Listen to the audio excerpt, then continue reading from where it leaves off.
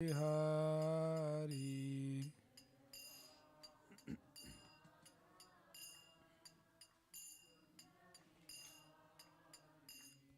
Hare Krishna, Hare Krishna, Krishna Krishna, Hare Hare, Hare Rama, Hare Rama, Rama Rama, Hare Hare.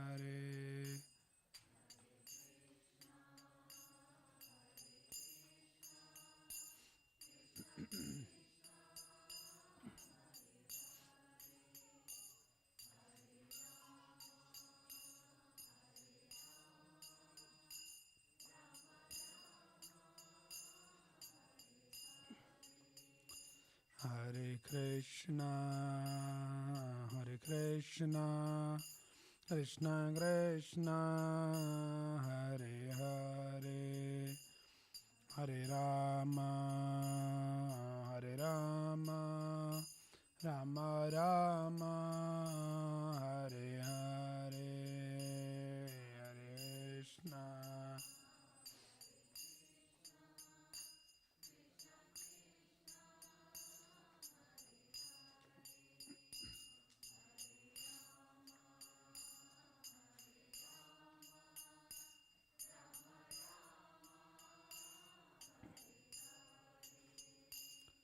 Hare Krishna, Hare Krishna, Krishna Krishna, Hare Hare, Hare Ram, Hare Rama, Rama Rama, Hare Hare.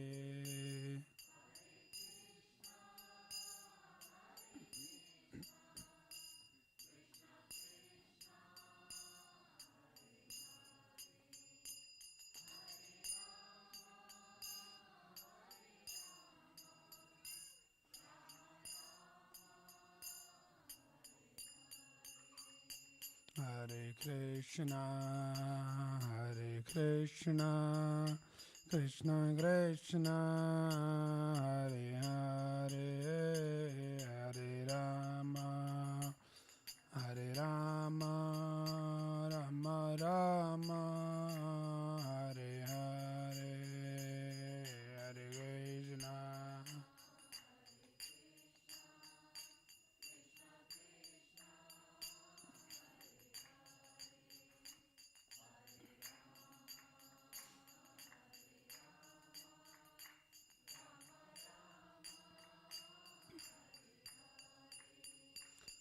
Jai Krishna Balaram, Krishna Balaram, Krishna Balaram, Jaya Krishna Balaram.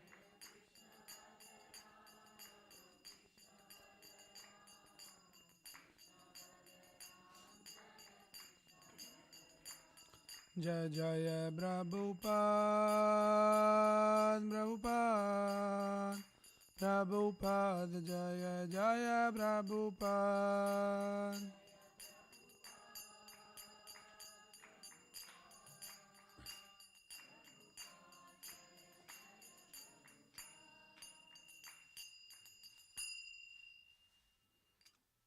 Om Namo Bhagavate Vasudevaya. Om Namo Bhagavate Vasudevaya. Om Namo Bhagavate Vasudevaya. So we are reading from Srimad Bhagavad Gita as it is, chapter 9, the most confidential knowledge, text number 11. Please repeat after me. Abjananti Mamudha Manushim Tanumashridam Param Bhavam Majananto Mama Bhuta Maheshwaram. Abjananti Mamudha Manushim Tanumashridam Param Bhavam Majananto Mama Bhuta Maheshwaram. avjananti mamoda manusham tanumashritam param bhavam ajananto mama bhuta maheshwaram. Translation and purport by His Divine Grace, A.C. Bhaktivedanta Swami Srila Prabhupada. Jai Srila Prabhupada. Translation. Fools deride me when I descend in the human form. They do not know my transcendental nature and my supreme dominion over all that be. Please repeat the translation. Fools deride me when I descend in the human form. They do not know my transcendental nature and my supreme dominion over all that be.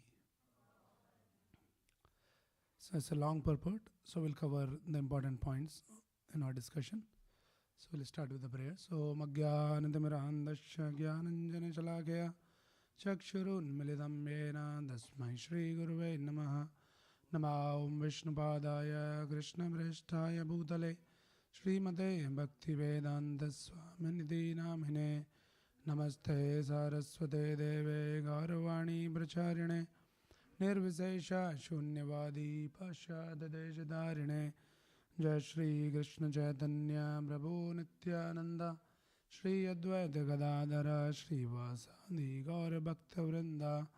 Hare Krishna Krishna Krishna Hare Hare Hare Rama Rama Rama Hare Hare. Hare Krishna, Jai Srila Prabhupada. So this is another very important verse from Bhagavad Gita. So the chapter what we are reading is the most confidential knowledge. And Krishna is revealing a lot of confidential items here. So one more item in the series of all the confidential knowledge is this. Krishna is saying here, Avjananti Mamuda Manushim Tanumashritam Param Bhavam Ajananto Mama Bhuta Maheshwaram. So Krishna is talking about one category of people here. They're called the Mudas. Muda means fools. So in translation you see, fools deride me, Avjananti Mamuda. And how they deride? They deride him Manushim. So they think that the Supreme Lord, Krishna, is like an ordinary human being. Manushim Tanumashritam. So that is how they minimize the position of the Supreme Lord. They're the foolish people, fools. So let us understand this. There are different words. One is Jananti. Jananti means one who knows, jo janta hai. So Krishna explains one who knows, one who is Jananti, 4.9. What he says? Janma karma chamme divyam evam yo veti tattvadaha. One veti means to know or Jananti. So Krishna says one who knows my janma and karma, my appearance and my activities. Then that person what happens? Evam yo veti tattvadaha tyaktva deham punar janma naiti. One who knows Krishna's appearance and Krishna's activities, Krishna's leela, then tyaktva deham punar janma naiti. After giving up this body, that person never takes birth again. Then what happens to that person? So Krishna says, tyaktva deham punar janma naiti mameti so Arjuna. He never takes birth again in this world, but mameti, he comes back to me. So that is the position of one who knows about Krishna. It's called the Jananti. Now there is another category which is Ajananti. Ajananti means one who does not know Krishna. But here Krishna is not using this word Ajananti. What is saying? Avjananti. So one thing is one who knows. Another thing is one who doesn't know. Ignorant person. So ignorance, definitely being ignorant is also bad. But even more bad is Avjananti. Avjananti means it's not ignorant. He misunderstands Krishna. So they know Krishna opposite to what Krishna is. So Krishna is the Supreme Lord. But they think that Krishna is Manushim Tanum Ashridam. Krishna is some ordinary person. So they are not saying we don't know Krishna. They say we know Krishna, Krishna is some ordinary person. Little more powerful, little more smart, intelligent, good politician. So like that people deride him. Avjananti ma muda manusham tanum ashridam. So they think that Krishna is a manush. So Prabhupada writes, Prabhupada explains, that is the symptom of a muda. Muda means foolish person. Prabhupada is very simple criteria. Who is intelligent and who is foolish? Here it is explained. One who deride Krishna is a foolish person. How he deride? One who say that man is God and God is man. He is a foolish person. So this kind of philosophy, people say that, oh, Krishna is an ordinary person only. God is like man. And then who is God? Then they say, we all are God, you are God, I am God, you are Narayana, I am Narayana. So that is their philosophy. That is the sign of foolishness. So that is what Krishna is talking here. Avjananti ma muda. These foolish people, they deride Krishna. And they think that, we all are God. God is like us. So there is this verse comes in the scriptures. It is mentioned in the Chaitanya Charitamrita. That what is the situation of those who say that God is like an ordinary person. So it says, Yastu Narayanam Devam Brahma Rudradi Devata Samatveneva Viksheda Sa Pasandi Bhavedruvam. So this verse explains, Yastu Narayanam Devam, a person who considers Brahma, Rudradi Devata, Brahmaji, Lord Shiva and Devata, all the Devatas. If somebody thinks that Brahmaji, Lord Shiva and all the Devatas, they are equal to Narayana. They are all one. Brahma, Vishnu, Mahesh, like that. Right? Samatveneva Viksheda. Samatvena means they think they are all saman. They are all equal. Narayana, Vishnu, Krishna, Shiva, Brahma, all the demigods, you, me, we all are one. We are all God. So that person is Sa Pashandi Bhavedruvam. That person is considered the great offender. And he is called the Pashandi. So Chaitanya Charitamrita explains. So one who thinks even Lord Brahma and Lord Shiva equal to Narayana, that person is a great offender. What about the person who says that I, me and you all are equal to Narayana? It's completely ignorant person. Fool. And he derides. Fools derides me. So they are called the Mudas. So opposite to the Mudas, the word has been used in the Bhagavad Gita is Buddhas. Buddhas means Buddhiman. Very intelligent. So Krishna says, who is the Buddha? Who is the intelligent person? So Krishna explains, Aham sarvasya prabhavo matta sarvam pravartate iti matva bhajante mam Buddha bhav samanvida. Who is the Buddha? Who is the intelligent person? One who knows that Aham sarvasya prabhavo. Krishna is the source of everything. Matta sarvam pravartate. Everything is emanating from Krishna. So one who knows this fact, then he is an intelligent person, and then what he will do? He will naturally engage himself in the service of Krishna. So there are Mudas and there are Buddhas. So, but to become Buddha, intelligent, how one can become intelligent? So Krishna explains in the 7th chapter, Bahunam janmanam ante jnanvan mam prapadyate Vasudeva sarvamiti sa mahatma sudurlabha. Such kind of intelligent people, the Buddhas, they are very, very rare. Bahunam janmanam ante.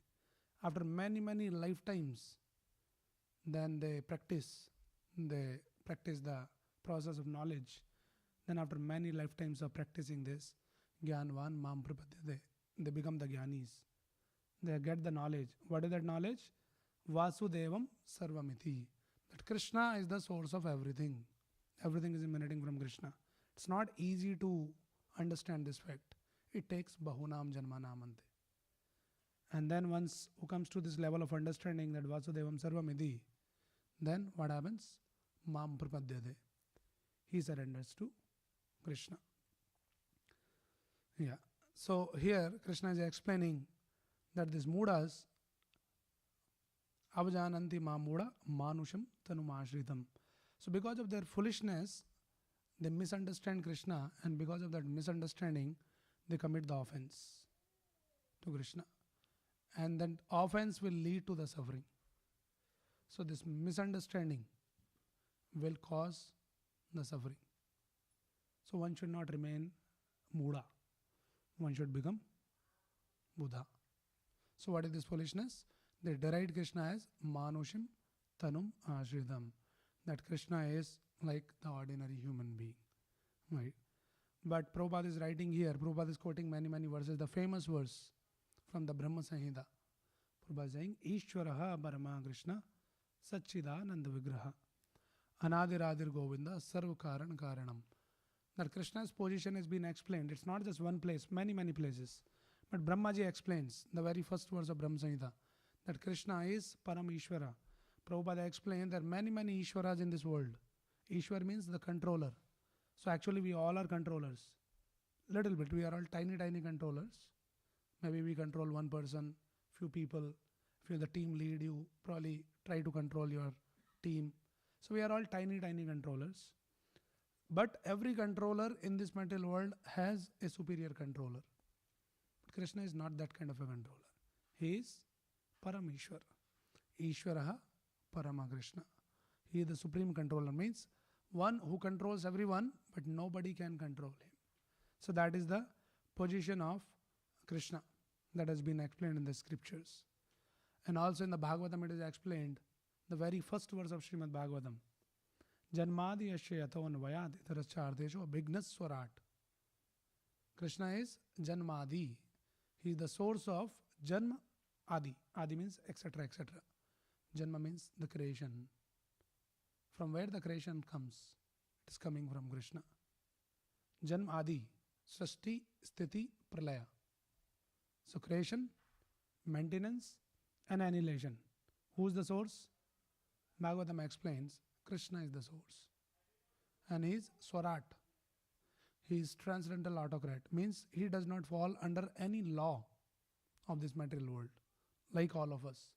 Even the most powerful, the supreme controller in this world is also under the clutches of the law of this world. He'll become old. He will die. And so many other things. But Krishna is not that kind of a controller. So that is the position of Krishna that has been explained. But then Abjananti Mamuda, Manushim Tanumashridam. These foolish people, they do not understand Krishna's true position and they deride him to some ordinary human being. Right? Manushim. And Prabhupada explains, if Krishna, say for example, if somebody says, okay, Krishna is some ordinary human being, but then how is it possible that an ordinary human being can perform the wonderful acts like Krishna did, right from the day one? How Krishna appeared? He came in the form of four-handed form, Chaturbhuj Narayan form. Nicely, beautifully decorated, nice jewels, beautiful clothing with a helmet. So which child in this world takes birth like this? How the child takes birth? Fully dirty with all kinds of obnoxious stuff. And then doctor has to clean. But here is Krishna who takes birth fully, beautifully decorated. And then he came in the four-handed form, Vishnu. He gave the darshan to Vasudeva and Devaki in the prison house. And on their request, Krishna turned into a small boy, baby. So if he is an ordinary human being, like these foolish people say, then how Krishna can perform this kind of acts from the day one? And then when Krishna was a small baby, we read the Krishna Leela. Right? And then how as a small baby he was killing all the powerful demons like Putana and so many other demons. How is it possible for an ordinary human being? How somebody can enact the superhuman task like this? Krishna was mere 7-year-old boy. He lifted the Govardhan hill. Right? So Prabhupada writes all this in the purport that it is not possible for an ordinary human being. So sometimes Krishna acts like an ordinary human being, but then also we should see the other side of Krishna. So Prabhupada is saying, because he is acting just like a man, a friend of Arjuna, a politician involved in the battle of Kurukshetra. so many ways he's acting just like an ordinary man.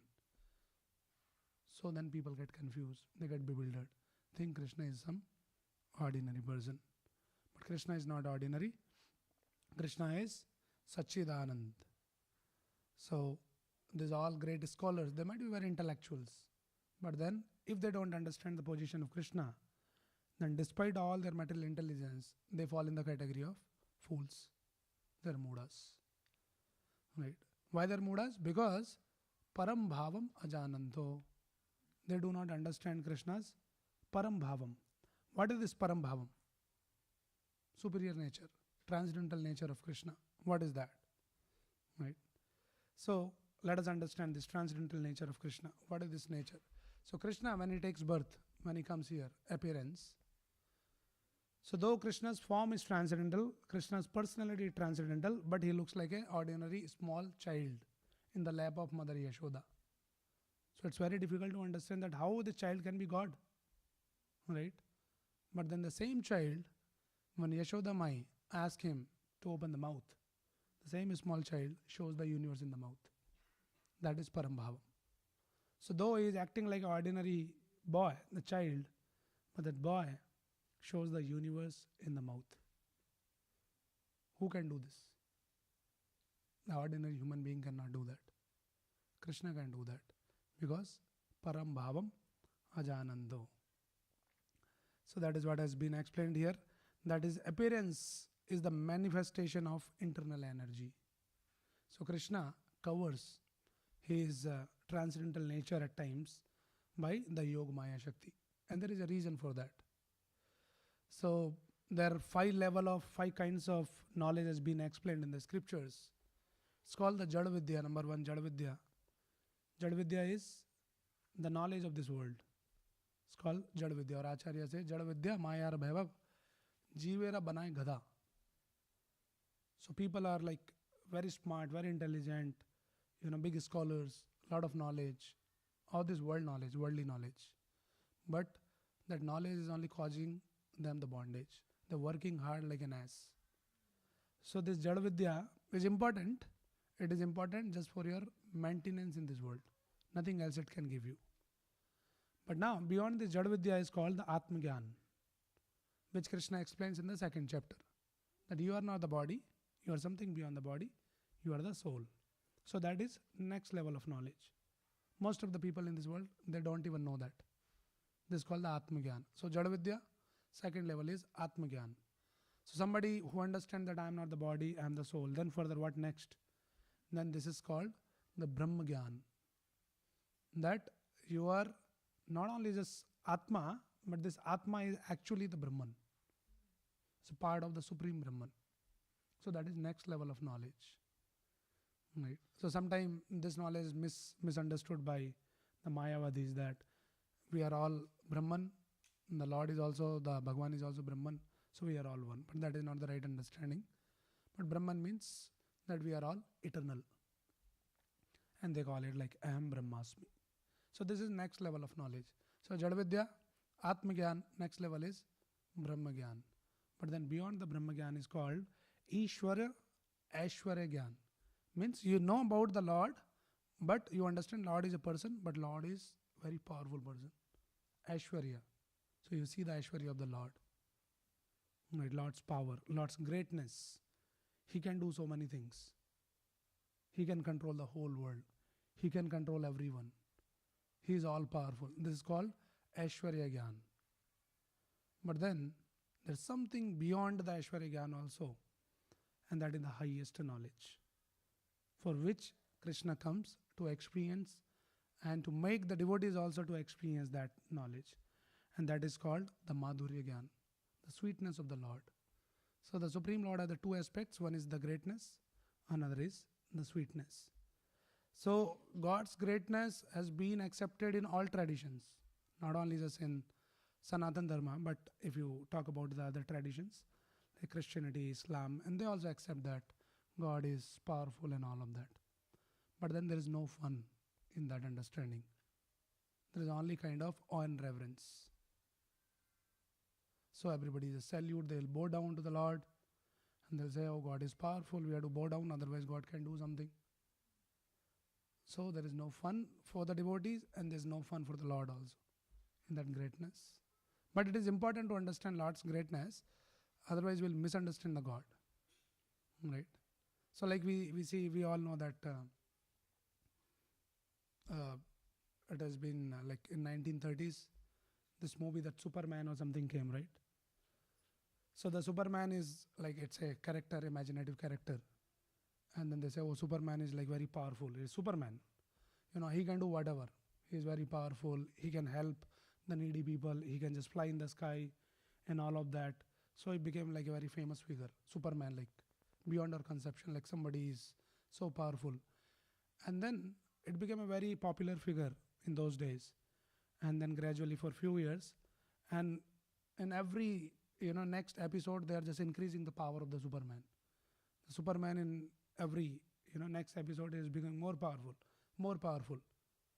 And then they realized that though we are making Superman more powerful every time, but his popularity is reducing down. So they're figuring out that how does it work? Like Superman is becoming powerful, it should become more famous. But then he's not becoming famous now. His popularity is going down. Why? So we need to understand that. Because people already accepted the fact that he is Superman, he can do whatever he wants to do.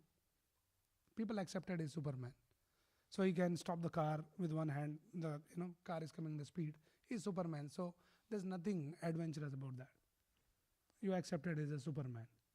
So then they understood, okay, there has to be some fun.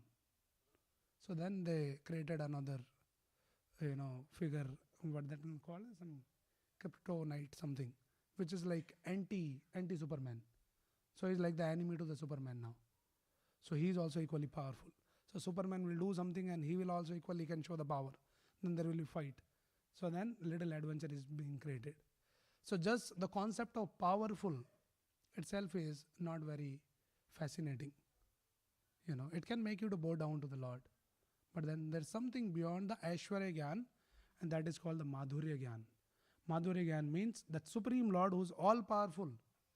That Supreme Lord is actually very sweet. He is controlled by his devotees, by their devotion. So in this Kartik month we have been celebrating this, beautiful celebrated Damodar Leela. And this is the whole idea of that Krishna enacted this pastime to show his sweetness. That yes, Krishna is Namamishwaram Satchidananda Rupam. He is the Satchidananda Swarup. He is the Supreme Lord. And that Lord is controlled by the rope of devotion of Yashodama. So that Lord can be controlled. So, why Krishna comes in this human-like form? We are discussing in this verse that Krishna acts like human. Why he does that? To intensify his devotees' devotion, their love, their affection. Because if you know only the greatness aspect of the Lord, the greatness brings the submission. You will submit, you will bow down. But the sweetness brings the affection. So the whole idea of, practicing spirituality is to develop our love for the God. That is the highest thing. Right? Dharma swanusthita pumsan vishwakshena kadasoya na utpadeda yadiratim shram eva hi kevalam. As the Bhagavatam explains, by doing all your spiritual practices, your meditation, you're going to temple, knowing all the books, reading the scriptures, if it does not translate into that, na utpadeda yadiratim, developing the love and affection, the taste for the Lord, then it is shram eva hi kevalam. It is useless labor. So Krishna, to enable for his devotees to develop the affection, he comes like human-like form. And then he becomes literally vulnerable to his devotees. The concept of God is, people go to the God, God, please give us our daily bread. But in Vrindavan, the mood is, God, nobody goes to Krishna and says, give us daily bread. Krishna goes to Yashodamai and he asks, give me my daily milk. And when he is not sufficiently fed with the milk, then he is upset. He is angry. He broke the pot. And Yashodamai, just to punish him, just to discipline him, Yashodamai tried to tie that Supreme Lord, who is not captured by the big great Gyanis and Yogis. Since time immemorial, they're sitting in meditation, trying to capture that Supreme Lord, who is not captured by them. But this Lord is captured by Yashoda Mai. Not only is captured, he is frightened by Yashoda Mai's stick. Rudantam muhur netram yugmam mrajandam.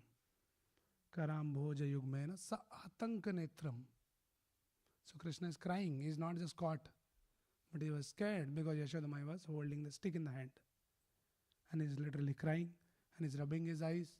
And eyes are filled with sa atank netram. Not only just he is scared, atank. He terrified. So the Lord, the Supreme Lord, from whom even the fear personified is fearful. Bhagavatam explains, the wind blows because of the fear of Krishna. The sun shines because of the fear of Krishna. The ocean does not cross the boundaries because of the fear of Krishna. That personality is fearful of stick of Yashoda Mai. So that is affection. And Yashoda Mai, suddenly she saw that, oh, Krishna is scared, and immediately, she threw the stick and she is trying to pacify Krishna. But at the same time, she wanted to discipline Krishna. So then she tried to tie Krishna. So like that, these kind of pastimes, beautiful pastimes. One time when Nanda Maharaj, when he was going out, so he asked Krishna, Krishna, can you, like a small boy, small baby, can you bring my slippers? So Krishna goes, and then wooden slippers, little heavy for Krishna, small baby. He lift, pretty happy to lift. He put on his head and is walking slowly and bringing slippers. So that Supreme Lord, whom everybody, even the Brahmajis and all these great personalities are bowing down in front of him in awe and reverence. That Supreme Lord, here in Vrindavan, what he is doing? He is lifting the slippers of Nanda Maharaj on his head, walking. So that is what is called the Madhurya Gyan. So why Krishna comes in this human-like form is to exhibit or to reveal this sweet pastimes, to enable the devotees to develop their affection for the Lord, to develop their love for the Lord. So when Lord performs this kind of pastimes, then people get bewildered, they won't understand. And then what they say? Manushim dhanumashridham. He is an ordinary boy. And these people becomes fools. Abjananti mamuda manushim tanumashritam param bhavam ajananto. They won't understand my param bhava. They misunderstand. Also Prabhupada explains in the purport here that impersonalist, those who are Nirakarvadis, they also have a lot of misunderstanding about Krishna's personality. Right? So their understanding is that how God can be a person. Their understanding, God cannot be a person. If you are putting the God who is all powerful into some form means limitation. So then you are limiting the God because you are putting the God into a form. So God has to be without any form, Nirakar. So we should understand very carefully that the logic that form creates the limitation is a wrong logic. That's not the right logic. It's not the form which creates the limitation. It is something else.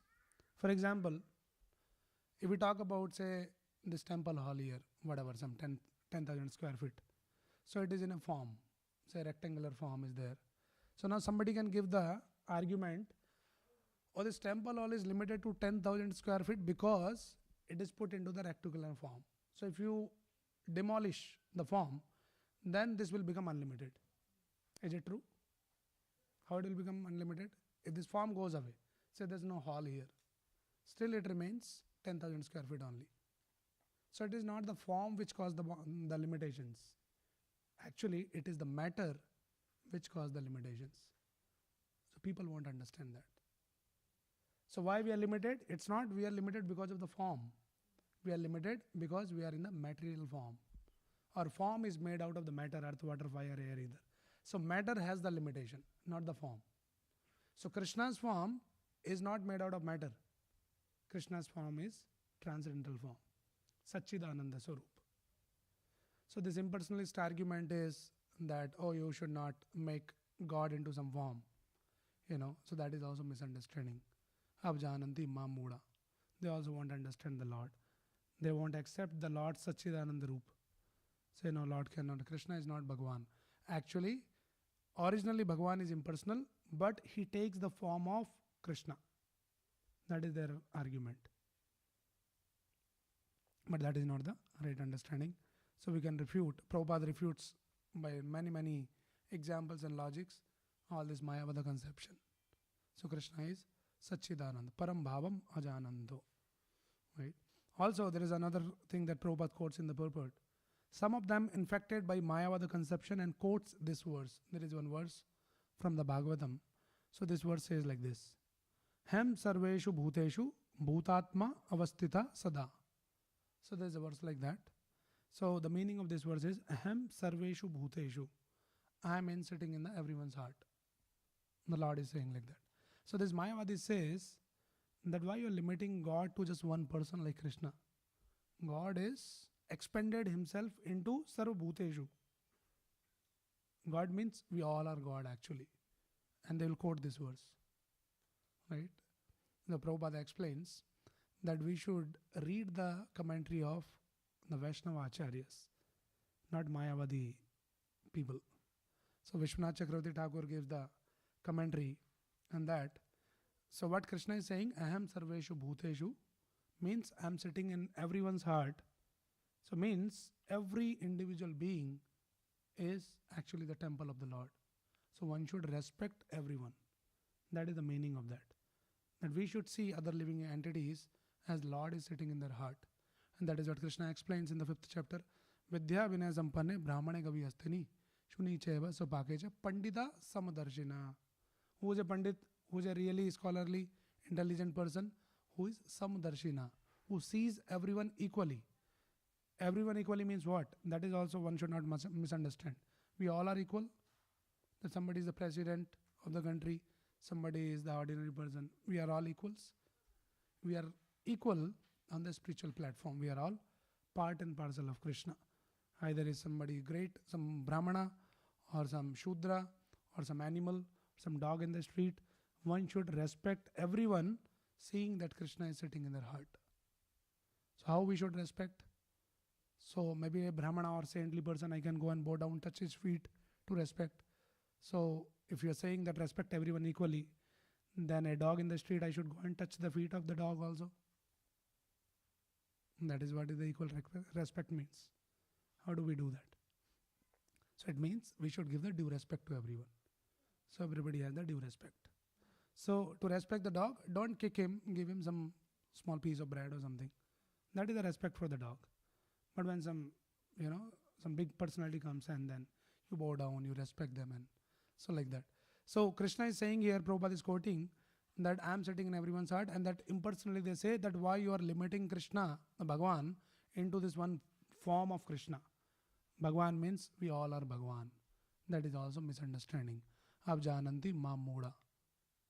They are not understanding Krishna rightly.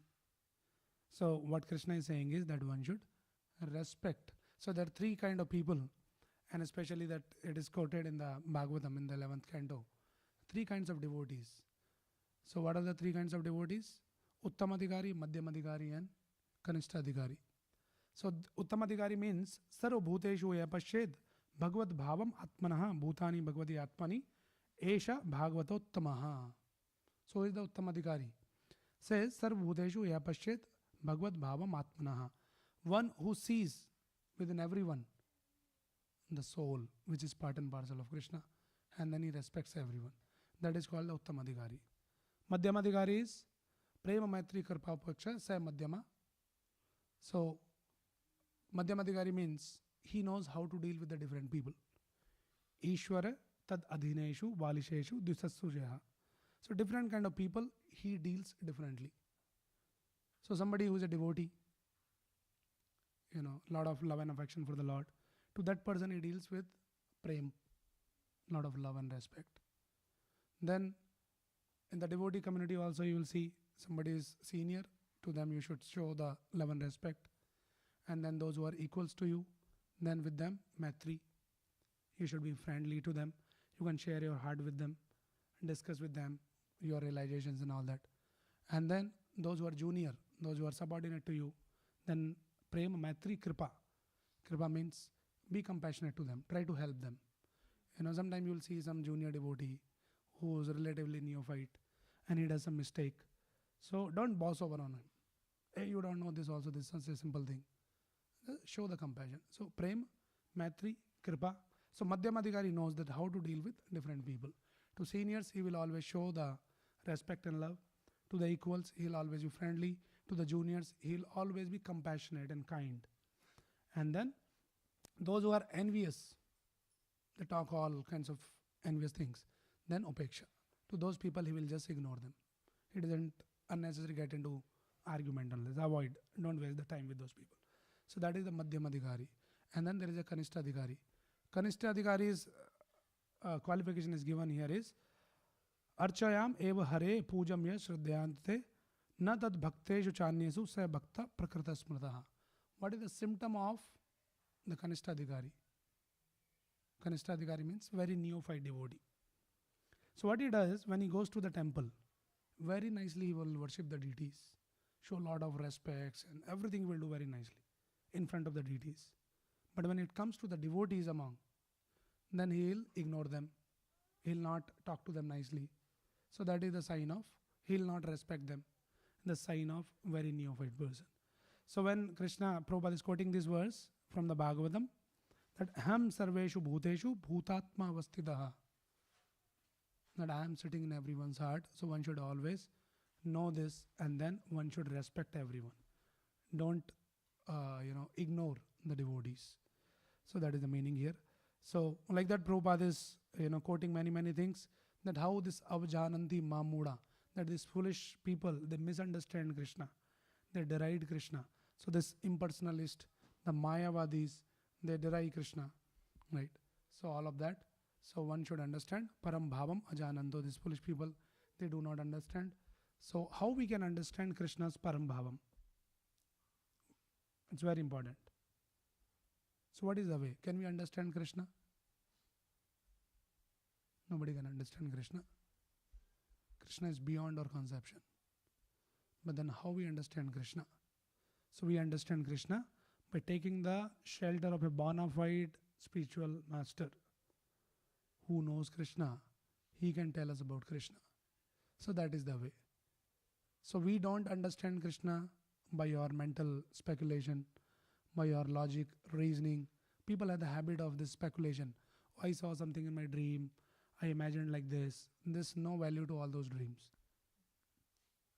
We had to understand Krishna rightly under the guidance of a bona fide spiritual master. Tad viddhi pranibhatena pariprashnena sevaya updekshanti te jnanam jnaninas tattvadarshina. We have to go to those who are tattvadarshi. Tattvadarshi means those who know the truth. When you go to them, take their shelter and not just simply take the shelter, but follow what they say. And not only just keep talking to them, but also do some seva. That is the process of understanding Krishna's param bhavam. Otherwise, with our own abilities, with our own intelligence, with our own logic and reasoning, will be like this. Avjanandi mamuda manushim tanumashridam. We'll misunderstand Krishna. We'll create our own God or conception of God. And that is nothing to do with the God. It's all fake. Okay, so that is the meaning of this verse. And there's a few thoughts. I'll pause here. Let me see if anybody has any quick question or anything. Yes.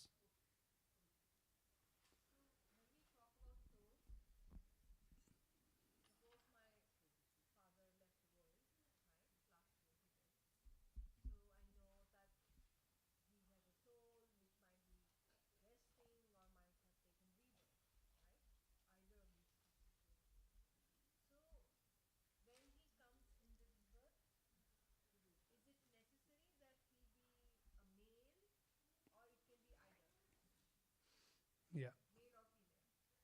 Yeah. So the question is, somebody passes away, then is it necessary that if he's a male, then he'll come again in some male body or whatever? No, it is not necessary, nothing like that. First of all, the soul is neither male nor female. Soul is taking the different bodies. There is a there is a scope of 8.4 million different species of life. 84 lakh yoniyan they say. So based on our karma, the soul can take up any body. So it's not necessarily even one will take the human form of life. It's all depends on what kind of credits from the past life we have. So there are good credits. Based on that, you can take the body. It can be human body, it can be male and female, but based on the kinds of desires that the soul carries, and based on that, the nature provides the body. So it can be even the human form, it can be animal form, it can be any other form within 8.4 million species. So that is how the law of nature works. It's a transmigration from one body to another, and it goes on. It can be anything: male, female, human, non-human, any form. Yeah. Any other question? Yes.